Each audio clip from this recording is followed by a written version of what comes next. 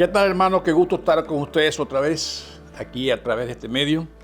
La semana pasada estuvimos trabajando los primeros versículos del capítulo 6 de Primera de Corintios y vamos a continuar con los versos 12 al 20. 6, 12 al 20 de Primera de Corintios.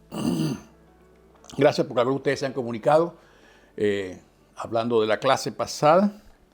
Espero que cada una pueda seguir ayudando en necesidades de cada persona. Siempre les digo la misma cosa. Cualquier cosa buena, el Señor nos las da. Cualquier cosa mala viene de mí, pueden botarla y desecharla como humana. Así que no se preocupen.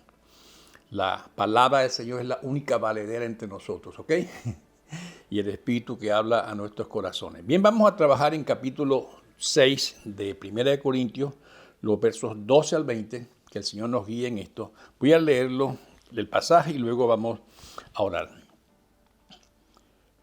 Todo me está permitido, pero no todo es para mi bien. Todo me está permitido, pero no dejaré que nada me domine. Los alimentos son para el estómago y el estómago para los alimentos. Así es, y Dios los destruirá a ambos. Pero el cuerpo no es para la inmoralidad sexual, sino para el Señor, y el Señor para el cuerpo. Con su poder Dios resucitó al Señor, y nos resucitará también a nosotros. ¿No saben que sus cuerpos son miembros de Cristo mismo? ¿Tomaré acaso los miembros de Cristo para unirlos con una prostituta? Jamás. ¿No saben que el que se une a una prostituta se hace un solo cuerpo con ella? Pues la Escritura dice, los dos llegarán a ser un solo cuerpo, pero el que se une al Señor se hace uno con Él en el Espíritu. Huyan de toda inmoralidad sexual.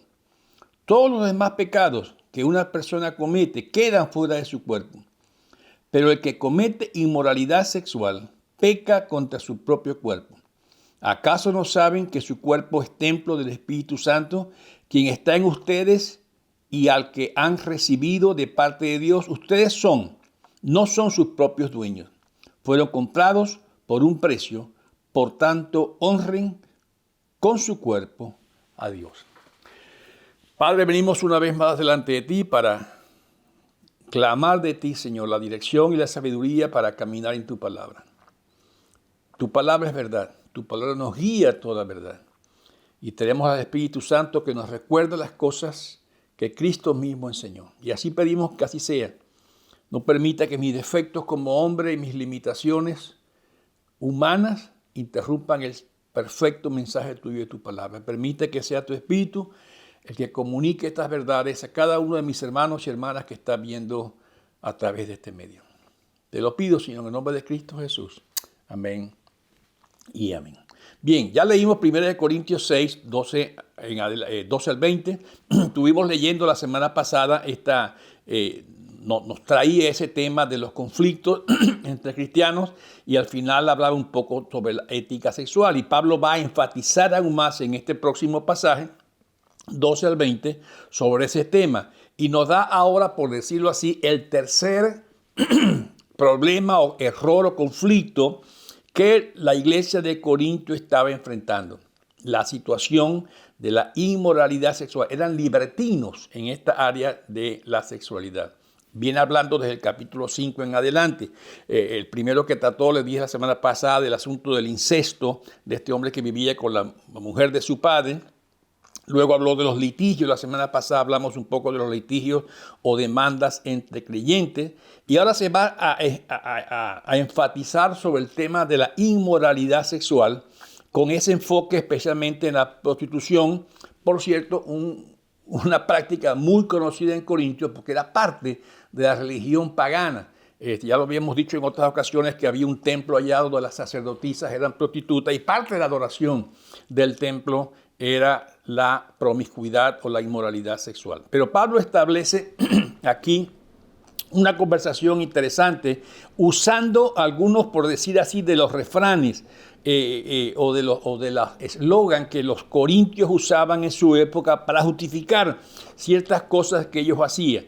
Se refiere a un refrán de los corintios, inmediatamente también va a dar una afirmación contraria a lo que está hablando, especialmente en esos dos primeros versos del 12 y el 13 ante esto. Son refranes cortos, breves, pero reflejan parte de la cultura o las creencias libertinas que este pueblo tenía y, por supuesto, usándolos en un contexto, los llevaba a ese error o a una conclusión errónea, por supuesto, porque no eran cosas que estaban escritas en la palabra, eran más bien pensamientos humanos. Repito, Pablo está atacando, por decir así, la cultura ahora que esta gente estaba tratando de vivir. El primero de estos refranes se refiere a la libertad de la ley. Ya no tengo que vivir bajo la ley de Dios y soy libre, ¿verdad? Ahí está. Pero el segundo tiene que ver luego con las leyes alimenticias que tenían los judíos, que prácticamente le estaba dando a ellos una libertad total, abierta para pecar. Y lamentablemente eso hacían los corintios. Pero Pablo explica que como cristianos sí debemos estar sujetos a leyes morales, especialmente porque son beneficiosas. No está hablando de las 600 y tantas órdenes de la ley de Moisés sobre los alimentos.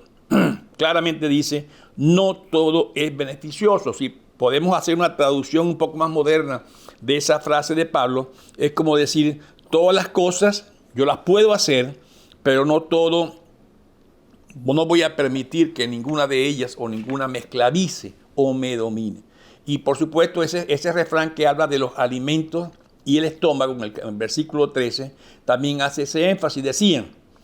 Los corintios decían, bueno, así como el alimento es para el estómago, el alimento nos gusta comerlo y va para el estómago, y por supuesto después se bota el cuerpo, también es para la satisfacción sexual, es igual. Si me gusta y lo puedo comer, al fin y al cabo todo es parte de esta vida, y Pablo es muy enfático en ese tipo de pensamiento.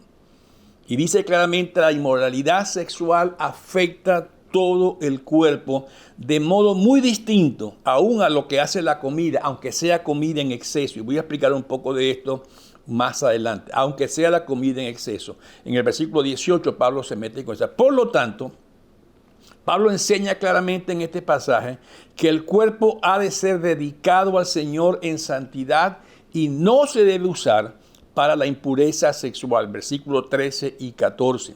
Y luego sigue hablando sobre este principio y hace dos énfasis muy importantes, o establece dos énfasis muy importantes. Primero, los cuerpos de los cristianos son miembros del cuerpo de Cristo. El cuerpo físico del cristiano es miembro del cuerpo de Cristo. Y vamos a hacer un poquito más énfasis después en esta idea del cuerpo físico.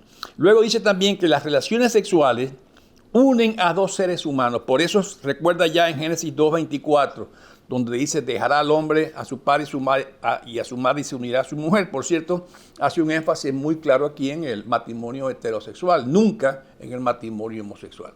Y a pesar de que hoy estamos viendo cantidad de enseñanzas culturales sobre este tema, la Biblia es clara, y lo digo claramente una vez más, el matrimonio cristiano es entre hombre y mujer, o el matrimonio es entre hombre y mujer. No hay tal cosa como un matrimonio homosexual. Por lo tanto, tener relaciones sexuales con una prostituta, como el caso de los corintios lo estaban haciendo, une al miembro, al cuerpo de Cristo, con esa prostituta. Pablo lo hace muy claramente y lo hace y ve esto con repugnancia. Dice, no puede ser, esto no es posible.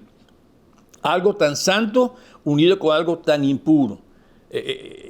Y no solo impuro, sino que es un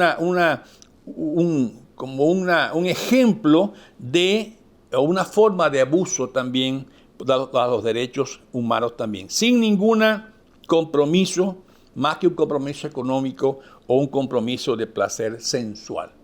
Pablo es claro en esto, no puede hacerse, no debe hacerse, y reaccionó a semejante monstruosidad, diría yo, con un enérgico mandamiento, y muy claro. en un presente continuo. Huyan de la fornicación. Y usa una palabra que en griego tiene que ver con la palabra porneia, que tiene que ver con cualquier pecado sexual o cualquier forma de contacto sexual entre dos personas. Entre dos personas del mismo sexo, de dos sexos, de sexos distintos, no importa, pero Pablo incluye no solamente aquí la relación sexual, incluye cualquier pecado. Y al final otra vez voy a hacer énfasis en esto. Cualquier pecado que tenga que ver con alguna relación sexual. Y Pablo es muy claro en esto, no deja duda de que no debe hacerse y por eso hace ese énfasis de huir de la fornicación. Y aunque ese verso 18, voy a leerlo para ustedes, dicen, huya de la inmoralidad sexual. Todos los demás pecados de una persona comete quedan fuera de su cuerpo. Pero el que comete inmoralidades sexuales peca contra su propio cuerpo. Uno diría, ¿por qué Pablo dice que todos los pecados son de afuera y ese peca contra su propio cuerpo? Y esto se explica viendo bien la palabra que usa Pablo cuando usa la palabra cuerpo, que tiene que ver con la palabra soma, que significa esa comunicación corporal de una persona con otra. Cuando Pablo habla de la comunicación o de la relación sexual, él no habla solamente de una relación física, sino que la da mucho más allá. Es una relación más allá, es la comunicación más íntima del ser humano, es la relación sexual.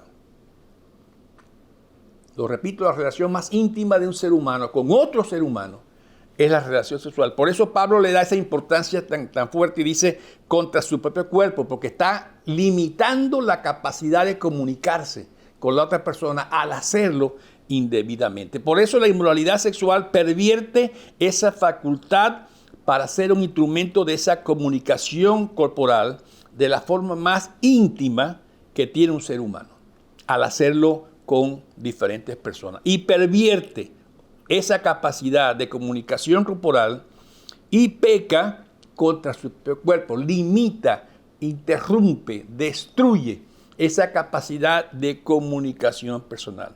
Por eso dice, todos los otros pecados quedan fuera del cuerpo, porque no hacen ese énfasis comunicacional, con esa connotación sexual. Así lo hace y lo hace en todo el pasaje. Ningún otro pecado compromete, por decir así, de un modo tan íntimo, ese propio poder de comunicación corporal. La relación sexual dentro del matrimonio es la comunicación más íntima entre dos humanos, hombre y mujer, por supuesto, como ya lo he dicho, y el mal uso de esa relación sencillamente rompe esa comunicación tan personal, tan intrínseca, tan especial. Es algo muy especial. Por eso inclusive dice allá desde el Génesis, serán una sola carne. El hecho de la relación sexual es tan importante que Dios lo ve como una sola carne. Interesante el tema, pero ese es el énfasis que está haciendo Pablo. Por eso en los versos 19 y 20 usa otra vez ese ejemplo del templo, incluyendo ese tema de la santidad. Recordemos cuando leímos capítulo 3, 16 y 17, hacía ese énfasis muy individual, ¿verdad? Y en ese 20, Pablo se refiere a lo costoso que fue para Cristo la expiación. Leo para ustedes el versículo 20. Fueron comprados por un precio. Por tanto, honren con su cuerpo a Dios. La salvación tuya y mía, hermano, no fue una salvación barata. A Dios le costó desprenderse de su Hijo. Y a su Hijo le costó desprenderse de su gloria, desprenderse aún de su humanidad, humillarse, como dice Filipenses, hasta lo sumo, hasta la muerte y muerte de cruz. El despreciar o el desvalorar ese precio es un insulto directamente a la cara de Dios. Ese es el énfasis que hace Pablo. Lo costoso en ese versículo 20, fueron comprados por un precio, su expiación costó la vida de Cristo mismo y a Dios desprenderse de su Hijo. Ese proceso es un proceso con un precio muy alto para comprar tu alma y para comprar tu cuerpo. Por eso mi respuesta ante ese desafío, ante esa inversión de Dios, es glorificar a Dios en mi alma y en mi cuerpo, guardándolo en santidad. Pablo, por supuesto que cree en los absolutos morales. Por eso, en el libro de Gálatas, voy a leer Gálatas capítulo 5. Gálatas capítulo 5, los versos 19 al 23. Gálatas 5, 19. Lo leo para ustedes y ustedes pueden buscarlo también en sus hogares. Queridos hijos, por quienes vuelvo a sufrir dolores de parto, que Cristo sea formado en ustedes. ¿Cómo quisiera estar ahora con ustedes y hablarles de otra manera por lo que están haciendo, porque lo que están haciendo me tiene perplejo? Gálatas 5, 19 al 23. Díganme ustedes, los que quieren estar bajo la ley, ¿por qué no le prestan atención a lo que la ley misma dice? ¿Acaso no está escrito que Abraham tuvo 2 hijos, uno de la esclava y otro de la libre? El de la esclava nació por decisión humana, pero el de la libre nació en cumplimiento de la promesa. Gálatas 5, 19 al 23. Está hablando claramente de esos absolutos morales. Hay el gran contraste entre la ley y la gracia. Y aquí es clave que entendamos esto, hermano. Por eso Pablo trata de aquella situación de Abraham con su sierva Agar y con su esposa. Tan distinto uno al otro, ¿verdad? Pablo tiene aquí que ver ese contraste entre la ley y la ley del Espíritu. Vivir bajo una larga lista de no, o vivir movidos por el amor que nace de una correcta relación con Dios. Esa situación o esa pregunta se ha dado por muchos años. Los cristianos, ¿por qué cumplimos la ley? Porque es un no. ¿Qué nos motiva a cumplir la ley? No nos debe motivar el sencillamente hacernos los santos. Nos debe motivar el amor a Dios, a ese precio tan alto que Él pagó por nosotros. Y eso nos motiva ahora a movernos por una sincera preocupación por el bienestar propio y por el bienestar de otros. Los cristianos no estamos movidos, no debemos movernos por miedo a, sino por amor a. La gran diferencia, ¿verdad? ¿Me están entendiendo? Espero que sí. Los cristianos debemos no movernos por temor a, sino por amor a la respuesta a esa entrega que Dios hizo por nosotros. Sabemos que muchas de estas cosas son nocivas para nuestro cuerpo. Por amor a esa respuesta, ahora debemos nosotros responderle a Dios. La fe cristiana no hace a los hombres libres para pecar. Como algunos piensan, bueno, si ya soy salvo, si la gracia me lo dio, entonces puedo hacer lo que quiera. Al contrario, la fe cristiana nos hace libres para no pecar, para que no pequemos. Esa es la libertad que tenemos en Cristo, la libertad del pecado. No tenemos que mostrar esa libertad, tenemos que vivir la libertad lejos de esas situaciones que son negativas o dañinas, como lo dice el mismo Pablo en su pasaje. Debemos vivir como libres, no debemos vivir con libertinaje, que es la diferencia. Por eso, este énfasis de Pablo contrarresta aquella forma de dualismo que enseñaban los griegos en su época. Ellos enseñaban que el mundo material, incluido nuestro cuerpo, es irredimible, no se puede salvar, así que podemos hacer con él lo que nos da la gana. Eso es lo que algunos llamaban en aquel tiempo el hedonismo. Y Pablo ataca directamente esa filosofía mentirosa de que podemos hacer con el cuerpo lo que nos quiera, porque al fin el cuerpo no va a ser redimido. No, la Biblia enseña que Dios murió también por mi cuerpo físico. Un poco más adelante, por cierto, va a atacar otra de las filosofías de aquella época que llaman el ascetismo o los ascéticos, ¿verdad? Ya vamos a verlo en el capítulo 7 más adelante. Los cristianos no creemos en una salvación a media de nuestra alma y que se pierde el cuerpo. No, Señor. Dios salva el alma y salva el cuerpo. O sea, tenemos una responsabilidad también de administrar lo físico que Dios nos ha dado, incluyendo nuestra naturaleza. Somos responsables también de cómo tratamos la naturaleza. Y esto podría ser una discusión muy larga, por cierto. Pero los cristianos somos responsables de cuidar nuestra naturaleza, lo más posible, porque también ella espera ser redimida. Y un día será redimida. La Biblia lo enseña. Qué bueno eso, ¿verdad? Que también la naturaleza espera ser redimida. Por eso debemos ser ejemplos y poner como prioridad el cuidar de nuestros cuerpos, de cuidar la naturaleza, el planeta, para esa vida venidera que nos tocará vivir. Por eso Pablo allá en el versículo 20 concluye de que cualquier abuso corporal ofende a Dios. Y en ese capítulo 20 lo dice. Honren a Dios con su alma. No lo dice así. Honren a Dios con su cuerpo. ¿Qué está implicando esto? Que nuestro cuerpo físico también está como cuerpo que está relacionado con Dios y debemos honrar a Dios con nuestro cuerpo. ¿Qué incluye esto? Las relaciones sexuales ilícitas, sí es cierto, pero incluye también otras cosas, ¿verdad? Como el comer mal, la gula. Bueno, hablemos de la gula, ¿verdad? El comer mal, aunque es reversible, con un poco de dieta y ejercicio, se puede corregir. El pecado sexual es mucho más profundo, como ya lo dijimos, y tiene efectos casi irreparables, aunque Dios puede perdonar todo pecado. Eso quiero dejarlo muy claro. Dios perdona todo pecado, aunque el pecado sexual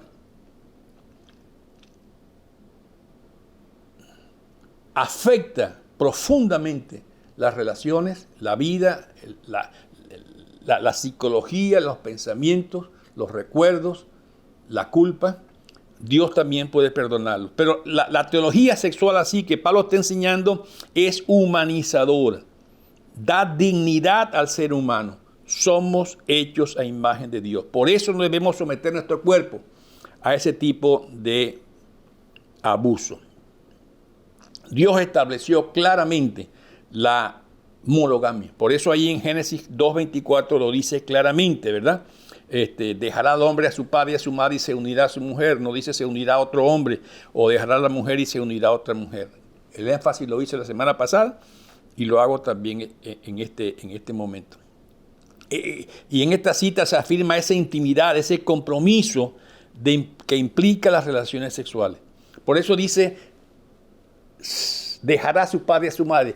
Cambia, por decir así, o transfiere una lealtad que hasta ese momento tenía hacia sus padres, ahora hacia una lealtad que tiene ahora con su cónyuge o su pareja, por supuesto, y lo llama mujer. Hombre y mujer claramente lo dice. Por eso Pablo hace ese énfasis tan claro en el verso 18. Huyan de la inmoralidad sexual. Y quizás Pablo está recordando un poco el pasaje de Génesis allá 39:12, cuando José tiene que salir corriendo aún sin mucha ropa encima de la esposa de Potifar. Huyan de esas cosas.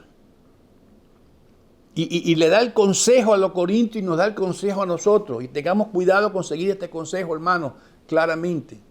Huyan de esas cosas significa no te acerques, no juegues con ella. Y hay que tener un énfasis muy especial hoy en día cuando existe tanta situación con las redes sociales, donde hay amistades que podemos mantener amistades quizás lejanas, pero al fin y al cabo con cierto tipo de interés mayor. Tengamos cuidado con eso. Y yo creo que al buen entendedor pocas palabras. No voy a hacer más énfasis, pero tengamos cuidado con ese tipo de amistades potencialmente atractivas que a veces tenemos a través de las redes sociales. Tengamos cuidado con eso, aún con películas o con series o con lecturas que podamos hacer. Recordemos también, hermanos, Filipenses 4:8, lo voy a leer para que no lo olvidemos. Filipenses capítulo 4, versículo 8, es bien conocido por todos y lo repito a ustedes. Por último, hermanos, consideren bien todo lo verdadero, todo lo respetable, todo lo justo, todo lo puro, todo lo amable, todo lo digno de admiración, en fin, todo lo que sea excelente o merezca elogio. Tengamos cuidado con lo que leemos, con lo que vemos, con las páginas que nos metemos, con las lecturas que hacemos, con las amistades que mantenemos a través de estas páginas.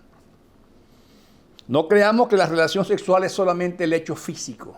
Tengamos cuidado con nuestras mentes también. Por eso, ahí en Filipenses dice, en esto pensad, piense en estas cosas, todo lo puro, todo lo justo, todo lo amable, todo lo que es bueno en nombre. Espero que estén entendiéndome claramente. Por eso aquí Pablo toca ese punto tan fuerte contra la cultura que esta gente estaba viviendo. Igual que lo hizo en el capítulo 5, los primeros 13 versos.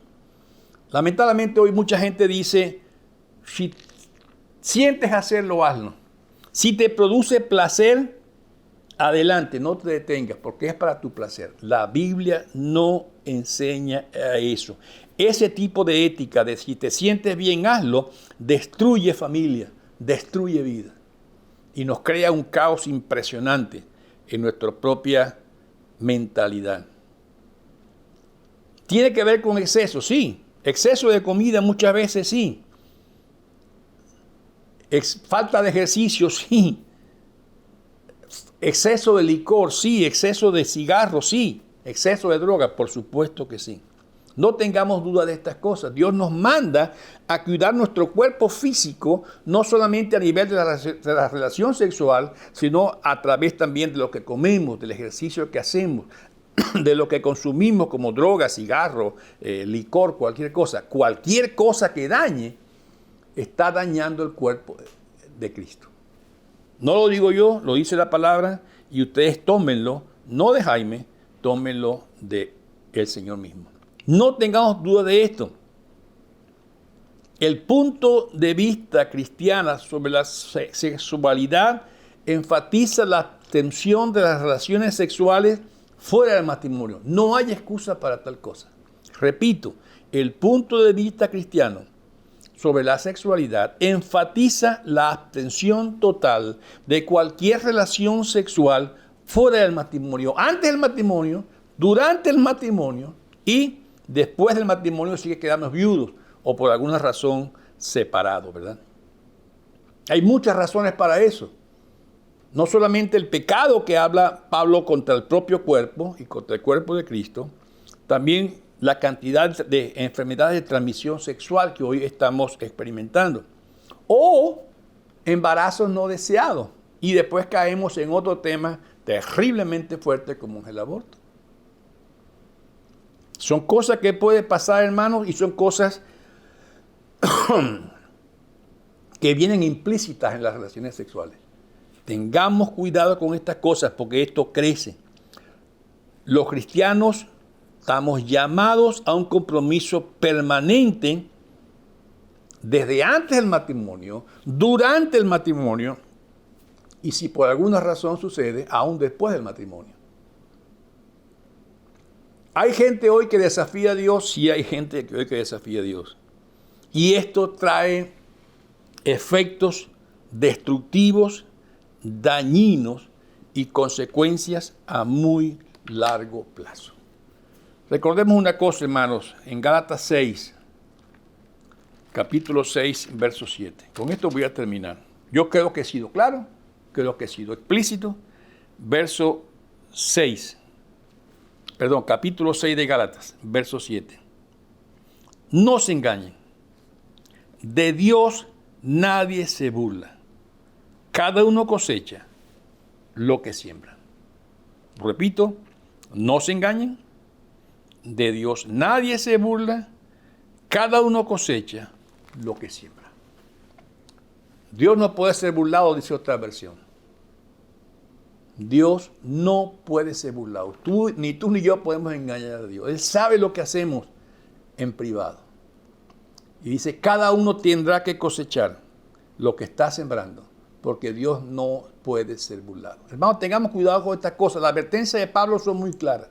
Hoy en día vivimos en épocas muy libertinas, muy abiertas, diciendo, podemos hacer lo que sea. No entre nosotros. Porque la Biblia enseña que el cuerpo es de Dios.